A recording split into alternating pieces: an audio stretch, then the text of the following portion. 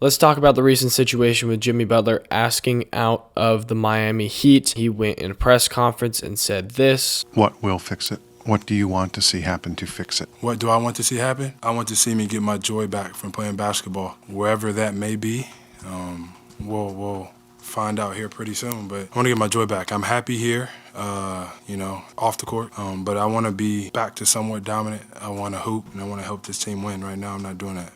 Can you get your joy back here on the court? Probably not. I won't lie, there have been a lot of post-game pressers that have been very disappointed, depressed. I don't want to use that word, I guess saddened by the state of a team. I don't think I've seen one that just looks as defeated as Jimmy Butler does in that clip. I mean, he just looks like he does not want to play the game of basketball. I know he literally said that, but he doesn't look invested. If you watch the Heat play as of recent, it just doesn't seem like he's invested at all, and he said it himself, like he wants out. Shams tweeted that this was true. He went to the front office and asked them for a trade. So now we're fully in the Jimmy Butler wants out of the Miami Heat era. A couple of trades we're going to look at today, but first I want to talk about the situation, just how it deteriorated. Shams followed up the tweet with an article talking about how Jimmy Butler never really fully got over the things Pat Riley said about him talking when he was injured. Is that Jimmy trolling or is that Jimmy serious? If you're not on the court playing against Boston or on the court playing against the New York Knicks, you should keep your mouth shut. And look, that's not a good thing to say as a GM, but Pat Riley is an old head. He's been around for a long time. He's coached basketball. He's been the GM for the Heat for a long time. I think as a GM, you just need to fully straight up apologize to Jimmy Butler, and who knows if he actually said anything that was apologetic to Jimmy Butler. Like, we don't really know. But what I do know is Jimmy Butler was still upset by it, according to Shams, obviously. Jimmy Butler hasn't been right since he was out due to personal reasons last year in February. Obviously, if you want to look into that a little bit more, I'm not going to really discuss why. But I understand how that could kind of distract you from basketball. And he just hasn't really looked like the same player. What I want to talk about before we get into these trades is the narrative around Jimmy Butler and his time with the Miami Heat. I don't want anyone in any sort of situation to ever talk down on Jimmy Butler's tenure with the Miami Heat. He was nothing but a winner, a complete and utter winner, a guy that led the Heat over the Bucks and eventually to the finals to play the Nuggets and led the Miami Heat to a finals against the Lakers. Now, I understand he didn't win either of these NBA finals, but we need to stop worrying about who has a ring, who doesn't, when there are franchises in the NBA, many franchises that haven't even been to the NBA finals, and there are two teams, the Pelicans and the Hornets, who haven't been to the Western Conference or Eastern Conference finals at all. And you're telling me Jimmy Butler carried that team. I mean, obviously there was major contributions from Bam Adebayo and from Caleb Martin, who was absolutely hooping at the time. But he essentially put that team on his back in a lot of cases, and he was putting up historic numbers. I'm talking 40, 50-point nights that were absolutely massive and completely necessary for the Heat to even have a chance. So let's get into some trades. I first want to kind of talk about what I think is the most realistic trade on this list. So this is an article by Andy Bailey. It came out on Christmas Day. Andy Bailey is a guy that usually covers the Nuggets. The first of which, and I think the most realistic option for Jimmy Butler's future, is the Golden State Warriors, a team that has shown that they want to trade for another star to put alongside Steph Curry, who has been kind of hot and cold to start the season, but he just had 8 straight three-pointers against the Sixers tonight. I don't even know. I was watching that game and turned it off because they were destroying them. I just think it makes the most sense as far as timeline-wise. Jimmy Butler is 35 years old. He's not young by any sort of NBA standard. And Steph Curry is a guy that's up there in age as well, and the Warriors are trying to win now, so why not, right? Jimmy Butler wants his large contract. The Warriors aren't going to be any good when Steph Curry leaves. Why don't we just swing for the fences at this point? It's what they should have done 2 years ago. Honestly, at this point, it might be a little too late, but who knows? It's Jimmy Butler, Haywood Highsmith, and Pele Larson for Andrew Wiggins, GP2, Kevon Looney, Jonathan Kuminga, AirPods, a 2025 first-round pick, top 5 protected, and a 2027 first-round pick. Now that is an immense haul for Jimmy Butler. And Haywood Highsmith, I think, is kind of an underrated add-on in this deal. He can kind of play the GP2 role. He's a great on-ball perimeter defender as well. He's lengthy. He can shoot corner threes, the kind of 3-and-D guy you're looking for. Now, I think he obviously could take Gary Payton II's role here. GP2 is in this deal to make the money match. The Heat get a couple players back here if they want to continue their win now, don't ever fully tank mentality. Andrew Wiggins has had a solid season this year. GP2 is a winning basketball player, but it seems like he can only play winning basketball on the Golden State Warriors, so we'll see about that. Kevon Looney, guy that, you're not asking to do a whole lot. He's going to be your backup big here. Jonathan Kuminga, a guy you can just take a swing on. He's going to want his max money next year. You probably don't have to pay it to him at this point unless he goes absolutely insane in the back half of the season trying to get that contract. But Kuminga is a guy that's had a very up and down start to his NBA career, and I think he has all-star potential.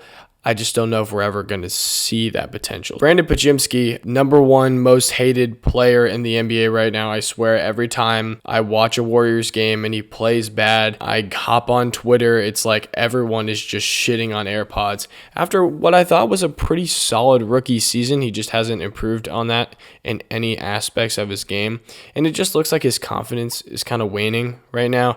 Some games he does play with some confidence and look a little more like himself, but other games it's just like, man, this guy can't even stay on the floor right now. So yeah, that's what you're getting back for Jimmy Butler. A 35-year-old guy that's obviously past his prime. I think that's a good deal for both sides. As for the Warriors, you get Jimmy Butler. That fits pretty solidly. He doesn't really fit the Warriors offense, but I think Jimmy Butler is a guy that can kind of slot in wherever. He slotted in on the Sixers. He slotted in on the Timberwolves for a little bit. And he was a role player, borderline and a bench player for the majority of the beginning of his career. So #2 and the team that I think is least likely of the teams that Jimmy Butler put as preferences.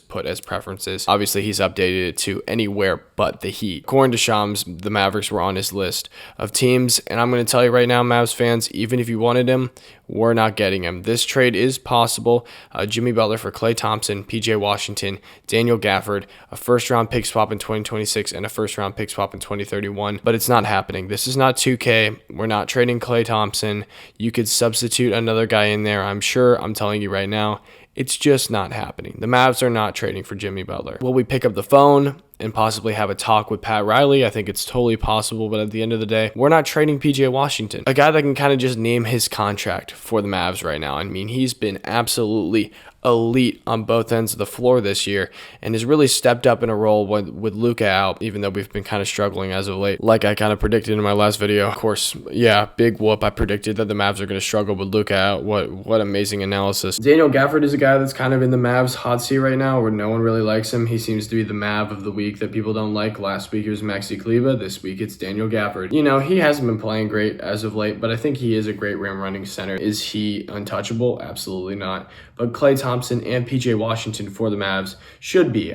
You can't just trade them away. Again, this is not 2K. You don't disrespect guys like that. That sort of stuff comes back into the conversations when you're signing future free agents. This is just not worth it for the Mavs at all. Your starting lineup would look like Kyrie, Luka, Jimmy Butler, Quentin Grimes at this point since he's been playing so well. Najee Marshall has been playing well, though he's suspended right now. And Lively at the 5 with Powell as your backup big. Though Powell, I think, has been great this season. I think he's had a very underrated role on this team this year. And then you're giving up a pick swap in 2026 and a pick swap in 2031. Those picks, whatever, man. If we want to throw those picks around for a star, I won't be mad at that. It's more the players we're giving up here and just how unrealistic this sort of thing is. Klay Thompson's not going anywhere for the Mavs, and neither is PJ Washington. So Mavs fans, just clock out and don't listen to any of the noise about the Mavs possibly trading for Jimmy Butler. It's just not happening. The second most likely story of Jimmy Butler getting traded, I think, is the Houston Rockets. Jimmy Butler for Dylan Brooks, Jabari Smith Jr., Cam Whitmore, Aaron Holiday, a 2025 first-round pick, top 5 protected, a 2027 first-round pick, and a 2029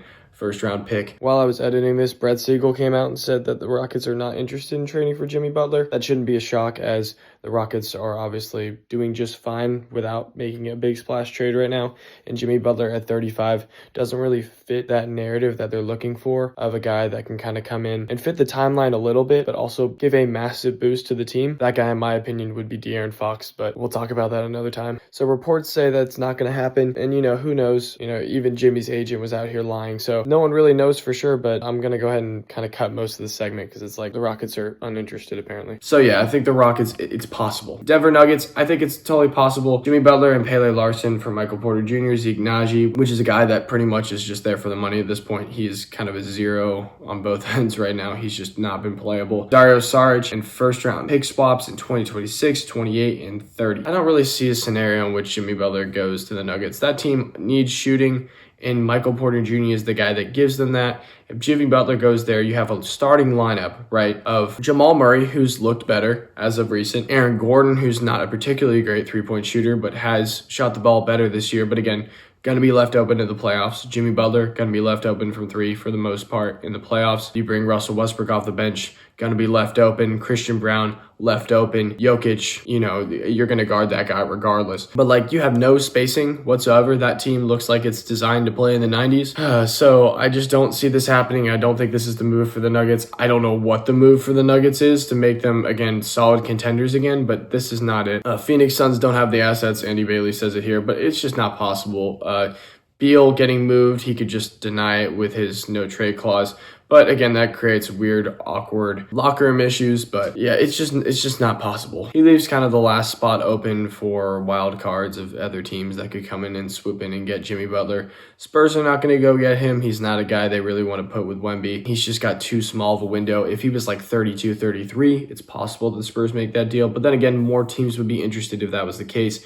Oklahoma City Thunder, you're not pushing your chips in on a guy like Jimmy Butler unless you really want to win this year or the next year. But even then, you have J-Dub, who does a lot of what Jimmy Butler does, obviously not quite as well. He's inconsistent, but I think he's a borderline all-star this year, and it's hard to deny that. So now that those teams need to make dramatic moves at all, yeah, I just don't think it's worth it for either of those teams to go get Jimmy Butler. So there's a lot of scenarios in which Jimmy Butler could just kind of maybe end up on the Pistons, but I just, there's only one real team that kind of sticks out as the main attractor here, and a team that's desperate enough to trade for a 35-year-old Jimmy Butler, trade their entire future pretty much, and that is the Golden State Warriors. I don't really see a scenario in which he goes anywhere else. Maybe in a month, I'm just going to come back on here and be like, I'm an insane person, but I don't really see another scenario. Anyway, where do y'all think Jimmy Butler is going to end up? Do you think he just doesn't really have a market and he ends up back on the Heat and it's kind of awkward? I mean, that's another possibility, but then he's just going to walk in free agency and then we can talk